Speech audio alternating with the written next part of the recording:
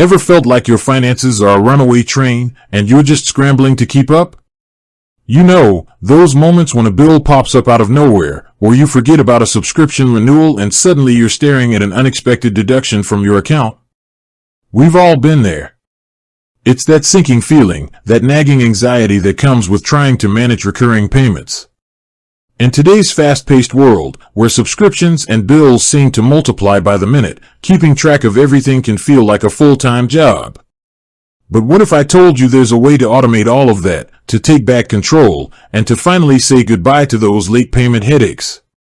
What if you could set things up so that your bills pay themselves, your subscriptions renew without you lifting a finger, and you can finally enjoy a bit of financial peace? That's where direct debits and standing orders come in, and today, we're going to focus specifically on how to set them up on Starling Bank. If you're a Starling customer, or if you're considering joining, this video is for you. We'll walk through the process step by step, making it super easy to understand, even if you're not a tech whiz. Alright, let's dive right in. First things first, open your Starling Bank app. You'll be greeted with your account overview, showing your balance and recent transactions. Now, to set up a direct debit or standing order, we need to navigate to the Payments section. You'll usually find this at the bottom of the screen, represented by a little icon that looks like a couple of arrows or a payment card. Tap on that. Once you're in the Payments section, you'll see a few options.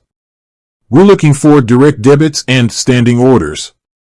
They might be listed separately, or they might be grouped under a recurring payments or similar category.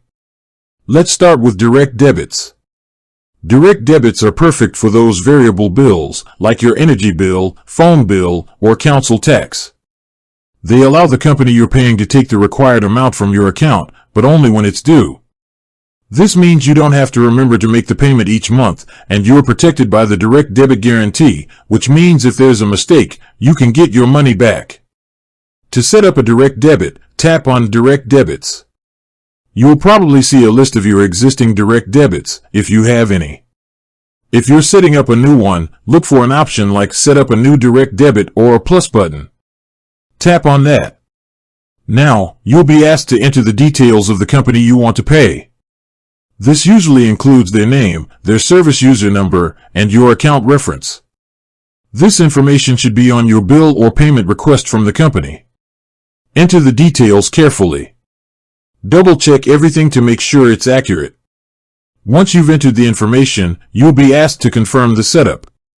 Starling might ask you to authorize the direct debit using your fingerprint, Face ID, or your Starling passcode. And that's it. Your direct debit is set up. You'll usually receive a confirmation message, and the direct debit will appear in your list of active direct debits. Now, let's move on to standing orders. Standing orders are a little different from direct debits.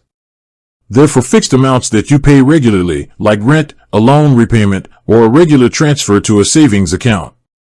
With a standing order, you decide the amount, the frequency, and the date of the payment. To set up a standing order, go back to the Payments section and tap on Standing Orders. Again, you'll see a list of your existing standing orders, if any.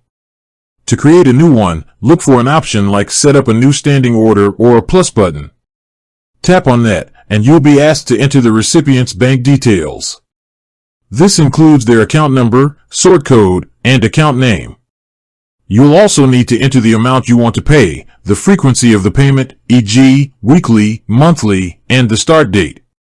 Again, double-check all the information to make sure it's correct. Once you're happy, confirm the setup. Starling will ask you to authorize the standing order using your fingerprint, Face ID, or passcode. And just like that, your standing order is set up. You will receive a confirmation message, and the standing order will appear in your list of active standing orders. Now, here are a few extra tips to keep in mind when setting up direct debits and standing orders on Starling Bank. First, always double-check the details before confirming. A small mistake can lead to big problems. Second, keep an eye on your account balance to make sure you have enough funds to cover the payments. You can set up notifications in the Starling app to alert you when your balance is low. Third, regularly review your direct debits and standing orders to make sure they're still needed. You might find you're paying for subscriptions you no longer use, or you might need to adjust the amount of a standing order. Finally, remember that you're in control.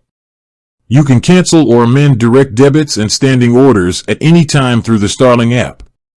If you have any problems, Starling's customer support is always available to help. Setting up direct debits and standing orders on Starling Bank is a simple and effective way to automate your recurring payments and take control of your finances. It can save you time, reduce stress, and help you avoid those pesky late payment fees. By following these steps, you can streamline your financial life and enjoy a bit more peace of mind. Remember, automation is your friend. It's about letting technology handle the repetitive tasks so you can focus on the things that truly matter. It's about setting up systems that work for you, not against you. And Starling Bank makes this incredibly easy. With that said, thanks for watching, and until next time.